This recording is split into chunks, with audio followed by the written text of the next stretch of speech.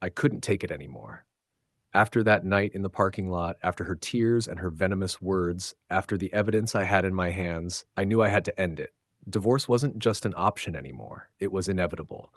I told Lena one morning, trying to keep my voice steady, we need to separate. I can't do this anymore.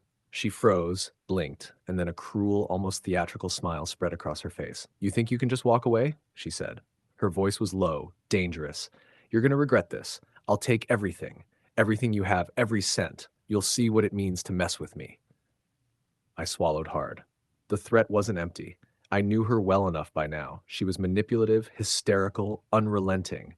And now she was angry. You can try, I said quietly, but I'm done being your victim.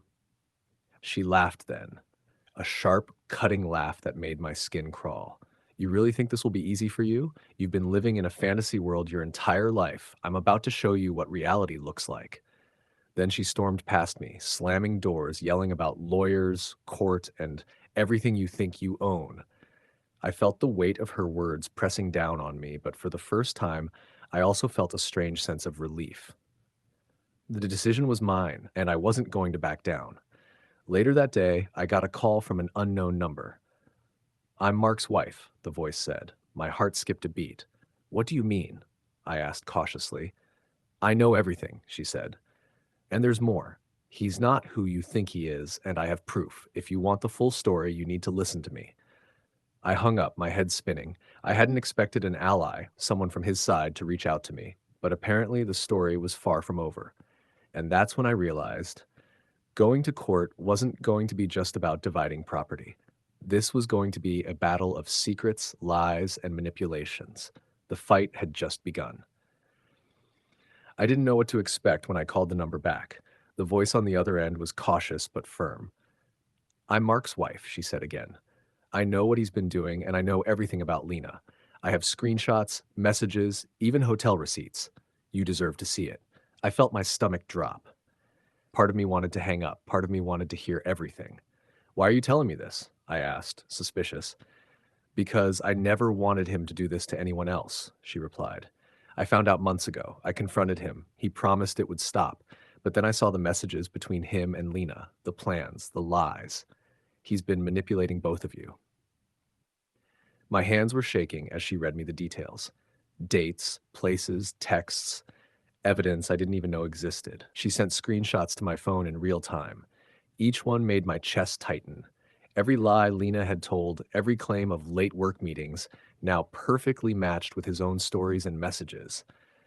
By the time we hung up, I had more proof than I could have imagined. Not only was Lena unfaithful, but Mark had actively facilitated it. He had been manipulating her, planning encounters, even helping her cover tracks. I stared at the phone for what felt like hours. Part of me wanted to throw it against the wall, scream, burn everything down. Another part felt a strange sense of relief. Finally, confirmation. Finally, the truth I couldn't deny. Later that night, I confronted Lena with the new evidence. She laughed. Not nervously, not in disbelief. Laughed like she was daring me to do something about it. You think screenshots will change anything? She said. You're obsessed. You've always been obsessed. I did what I wanted. You can't stop me. I held my ground. It's over, Lena. You lied to me. You betrayed me. And now I know the full extent of it. Her face twisted into a sneer. Oh, you know the full extent? You have no idea. You think you can ruin me? You think this ends here? I didn't respond. I had everything I needed now. The proof, the confirmation, the undeniable evidence that she wasn't just cheating, she was deliberately manipulating me. And for the first time, I felt like I had the upper hand. By the time the divorce papers were filed, things had escalated far beyond what I ever imagined. Lena's fury was immediate and unrelenting. She accused me of harassment, stalking, and emotional abuse. She told anyone who would listen that I was paranoid, controlling, and unstable.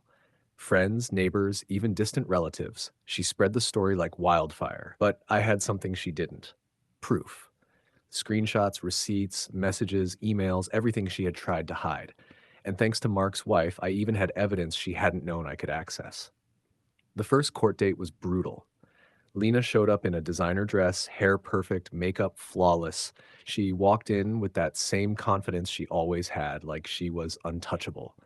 Her lawyer tried to paint me as obsessive. He's gone through her phone, her emails, her personal life, the lawyer said. He's clearly unhinged. There's no trust here and kind of simply misunderstood. Lena nodded, dramatic tears forming. The judge raised an eyebrow, clearly skeptical, but I knew I had to stay calm.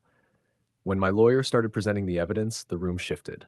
Receipts, screenshots, travel logs, hotel stays, each one perfectly aligned with her lies. Each message clearly showed intent, planning, and manipulation.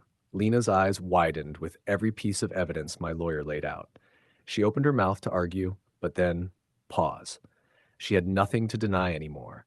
Every single claim she'd made about misunderstandings and paranoid husband was dismantled in front of the court. And then came the clincher. Mark's wife had written a sworn statement. Every lie, every meeting, every hotel, every message she had corroborated. The courtroom went quiet. Lena's smug confidence crumbled in real time. Her lawyer muttered something under his breath, but the damage was done. She tried one last move, an emotional appeal about love and mistakes, but the judge interrupted, saying, "We're dealing with evidence, not feelings. This case is about the facts." I sat there, heart pounding, a strange mix of relief and vindication washing over me. It wasn't just about winning in court, it was about the truth coming out, about finally seeing her lies exposed for everyone to see. As she stormed out afterward, face red with rage, I realized something I hadn't allowed myself to think until now. I was done being scared of her. I was done being manipulated. The battle wasn't easy, it wasn't pretty, but for the first time in months, I felt like I had control over my life again. After court, I thought the worst was behind me. I thought exposing the lies, proving the affair, and having all the evidence would finally let me breathe. But Lena wasn't done. A week later, strange things started happening. My car was keyed, my tires were slashed, I found a suspicious note on the windshield. "You'll regret this. Always." At first, I panicked. I called the police, changed locks, and installed cameras around the house. Everything seemed to quiet down until one evening I got a call from an unknown number. "Do you like surprises?" the voice said. It was Lena. Calm. Smug. "I thought I'd remind you that I'm still in control." I ignored the call, but the next morning I received a package at the door. Inside was a small box containing a fake engagement ring, a note saying, "He's mine. Always has been. Always will be." I realized she was trying to scare me, make me doubt my own judgment, but I stayed calm. I refused to respond emotionally. I refused to give her the reaction she wanted. Then came her boldest move. She had hired a private investigator to dig into my life, supposedly to find hidden assets for the divorce. I found out when the PI mistakenly left a report at my door. It was embarrassing for her and for him, but also ridiculous. The report was laughably amateur. They couldn't find anything new, and it only showed how desperate she was to regain control. For the first time, I laughed. Hard. The whole plan backfired. She was so focused on trying to hurt me that she left herself wide open. I realized then that everything she tried to do, the threats, the revenge, the lies, only made her look more desperate. And I, on the other hand, had the clarity, the proof, and the calm to see through all of it. She thought she could manipulate, thus intimidate, and dominate me. Instead, she only exposed herself further. And for the first time, I felt like I could finally start taking back control of my life. That's when I realized this wasn't just a divorce anymore. The lies turned into threats, the threats turned into obsession, and the person I thought I knew became someone else entirely. But what happened after this changed everything. That's where the real turning point begins. And it's coming in part 4 of the next video. If you want to see how this story truly unfolds, subscribe so you don't miss it, and hit like if you're ready for the rest of the truth.